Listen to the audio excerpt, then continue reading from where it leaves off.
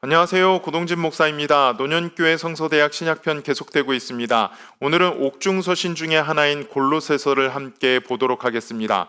에베소서와 쌍둥이 서신이라고 하죠. 왜냐하면 그 유사성들이 많이 있고 또한 다루고 있는 주제가 바로 교회이기 때문에 골로새서, 바로 이 쌍둥이 서신이라고 합니다.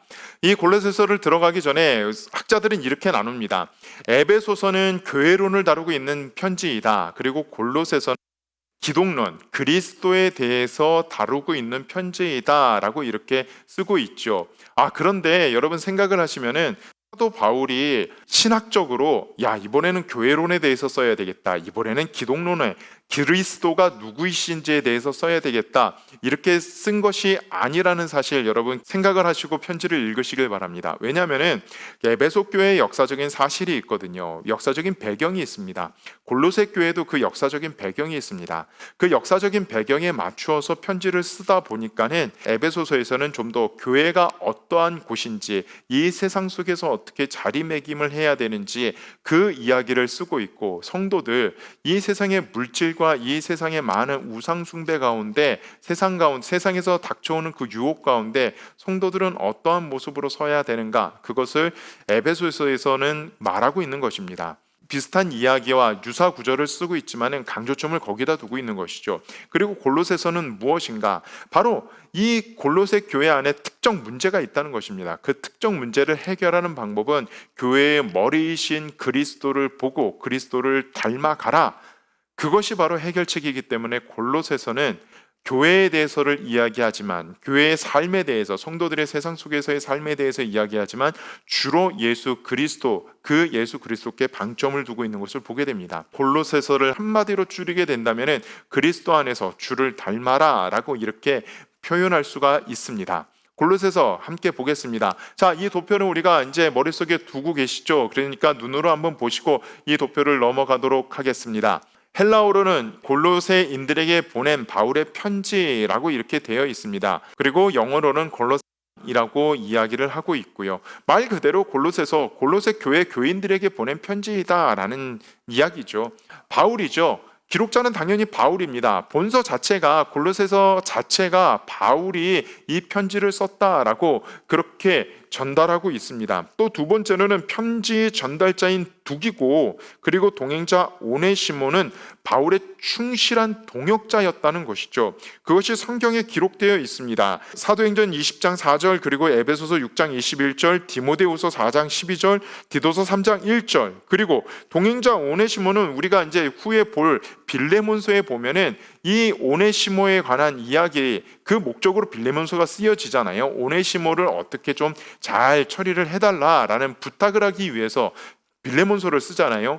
이 편지의 전달자가 둑이고와 오네시모이니까는 사도 바울이 맞음을 증거를 하고 있습니다. 그리고 이 바울의 옥중서신인, 세 번째로는 바울의 옥중서신인 에베소서, 빌레몬서와 굉장히 유사점이 많이 있습니다. 유사점이 무엇이냐면 바로 주 안에서, 그리스도 안에서라는 표현을 많이 쓰고 있죠.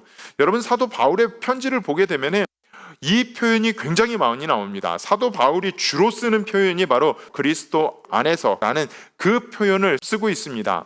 그래서 이 표현이 나오면은 어쨌든 많은 논란이 있어도 그래도 사도 바울의 편지다, 사도 바울의 진정성이 있다, 편지의 진정성이 있다 이야기를 하고 있죠. 그리고 사도 바울의 편지는 어떠한 편지글의 형식은 여러분 로마서 또 갈라디아서 많은 편지들을 보아서 아시겠지만은 신앙적인 이야기를 먼저 합니다. 신앙에 대해서 말한 후에 지금 써져 있듯이 생활 부분에 대해서, 우리 신앙은 이렇다, 우리가 믿는 믿음은 이렇다, 그 믿음에 대해서 이야기한 다음에 언제나 생활의 부분에 대해서 말씀을 하고 있습니다. 우리는 이렇게 생활해야 됩니다. 믿었기 때문에 이러한 모습으로 살아가야 됩니다. 골로새 교회 교인들이죠. 그리고 라우디게아 교회 교인들입니다. 여러분, 이 수신자는 이 골로새 교인들에게 주로 쓴 편지이지만은 이 편지 전체의 내용을 보게 되면은 골로새, 라오디게아, 히에라볼리에 회람되었을 것으로 보입니다. 여러분, 이제 나중에 지도를 보시면 아시겠지만은요, 이 골로새, 라오디게아, 히에라볼리라는 이 지역은요, 한 지역이에요. 하루길이면 다 다닐 수 있는 곳에 교회들이 지금 모여 있는 것입니다. 그래서 골로새 교회 교인들만을 위해서 편지를 쓴 것이 아니라 이 라오디게아, 히에라볼리에 있는 성도들을 향해서도 같이 편지를 쓰고 있는 것을 보게 됩니다. 골로새 교회는 어떻게 생겨졌는가? 학자들은 추정을 합니다. 바울이 바로 3차 전도 여행을 하는 과정 가운데 이 라오디게아를 들리게 됩니다. 그곳에서 에바브라가 믿게 되었다라고 보는 사람이 있고요. 바로 그것이 가장 유력한 설이죠. 그곳에서 에바브라가 믿게 되었다. 바로 이 부르기아 지방을 지나면서 에바브라를 만나게 됐고, 에바브라에게 복음을 전하게 되고, 에바브라가 자기의 고향 골로새에서 교회를 시작함으로 말미암아 골로새 교회가 시작되었다라고 그렇게 보고 있습니다. 그리고 에바브라는 이 골로새 교회만 목회를 하는 것이 아니라 이 골로새를 중심으로 해서 히에라볼리, 라오디게아, 히에라볼리 이 계속해서 목회를 하고 있었죠. 더욱이 사도 바울은 에베소에서 3년 동안 목회를 합니다. 여러분, 사도 바울의 성정상 에베소에서 3년 동안 목회하면서 그 에베소라는 지역에서만 머물러 있었을까요? 그렇지 않죠. 이 에바브라에 의해서 에바브라와 계속 연락을 주고받으면서 이 교회들을 보살폈을 것이다 라고 학자들은 추정을 하고 있습니다. 이렇습니다.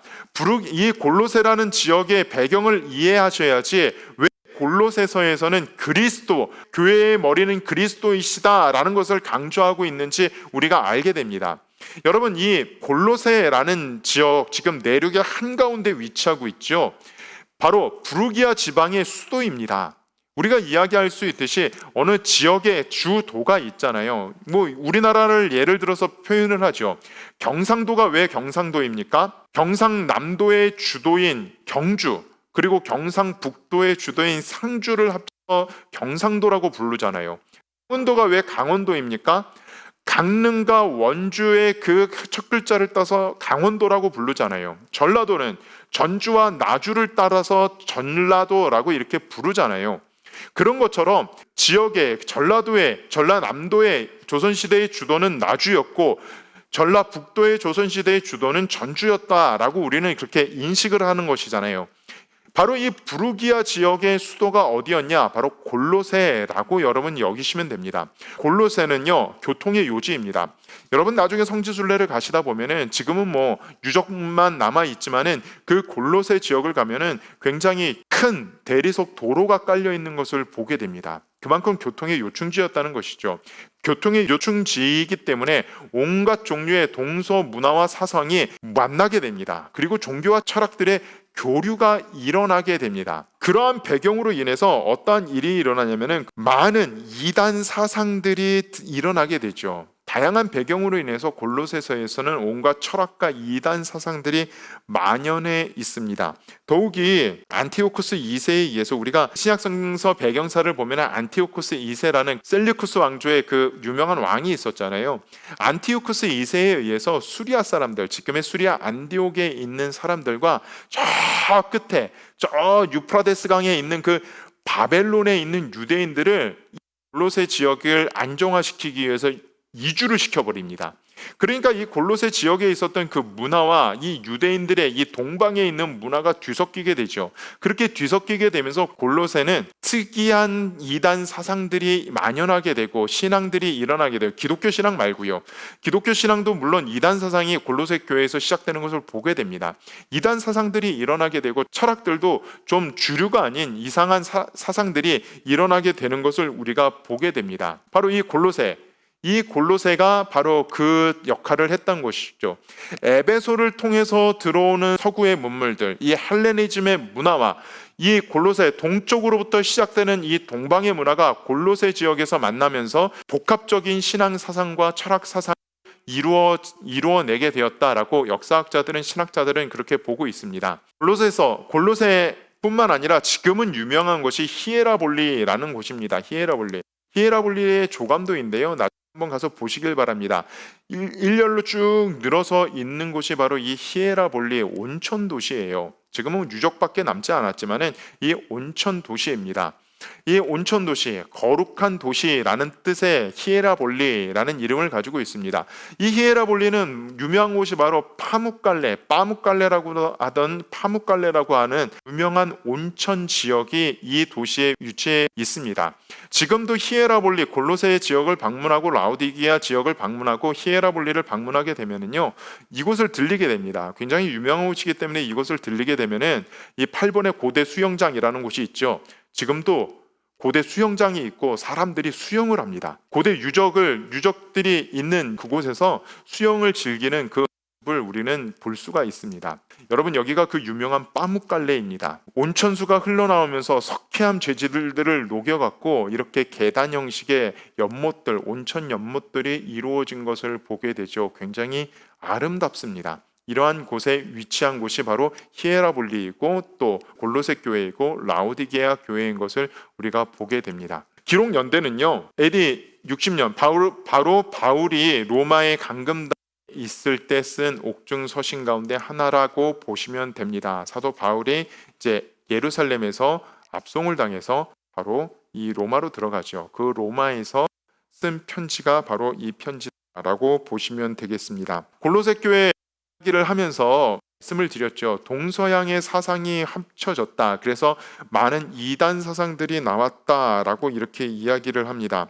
더욱이 이 골로새 교회에 침투한 이단은 여러 가지 모양이 있었는데요. 어떠한 모양이 있었냐면, 첫째는 세상의 윤리와 도덕, 철학, 그리고 인간적인 판단 등이 굉장히 만연해 있던 곳입니다. 그리고 둘째는 장로의 유전, 율법주의가 굉장히 성행했던 곳입니다.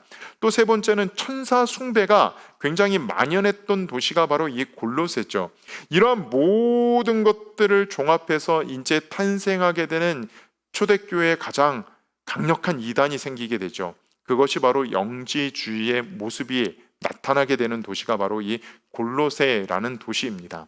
인간의 철학과 인간적인 판단이 모이게 됩니다. 그리고 천사 숭배가 만나게 됩니다. 율법주의가 만나게 됩니다. 그러한 모든 것들이 뒤섞여 갖고 나오게 되는 이단 사상, 그리고 그 이단 사상은 지금 2000년이 지난 21세기를 살고 있는 우리의 신앙 가운데서도 이 영지주의와 비슷한 이단 사상들이 많이 있음을 보게 됩니다. 그러한 이단 사상이 맨 먼저 태동했던 도시가 바로 골로새라는 도시라고 학자들은 보고 있습니다. 기록 목적을 보시게 되면은요, 바로 에바브라의 방문을 알리기 위해서, 그래, 에바브라가 나를 찾아왔습니다.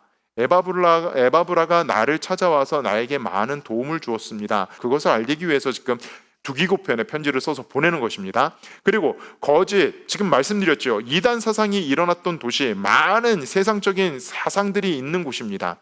거짓 교사들이, 신앙을 흔들어 놓는 거짓 교사들이 있는 곳입니다.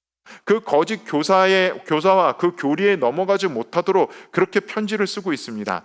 그 거짓 교사와 교리에 넘어가지 않기 위해선 방법이 무엇입니까? 바로 교회의 머리이신 그리스도를 온전히 아는 것이죠. 그래서 골로새서를 읽어보시면은 그리스도가 누구이신지에 대해서 끊임없이 이야기하고 있는 것을 보게 됩니다. 그리고 그리스도를 전파하여 그리스도 안에서 생활을 할 수 있도록 권면하기 위해서 이렇게 편지를 쓰고 있는 것을 보게 됩니다. 첫 절은 이렇습니다. 하나님의 뜻으로 말미암아 그리스도 예수의 사도된 바울과 형제 디모데는, 그리고 마지막, 나 바울은 친필로 문안하노니 나의 매인 것을 생각하라, 은혜가 너희에게 있을지어다 라고 편지를 마치고 있죠. 그러면서 편지는 이렇게 쓰고 있습니다. 교회의 머리이신 그리스도, 교회 안에서의 새로운 삶, 딱 두 장을 나눠서 놓고 보시면은요, 이렇게 읽어 보시면 됩니다. 교회의 머리이신 그리스도, 그러니까는 교회의 머리이신 그리스도를 바라보고 그리스도를 의지하라. 그리고 그 그리스도 안에서 새로운 삶을 살라. 그 삶은 그리스도를 닮은 삶을 사는 것이다 라고 말을 하고 있습니다.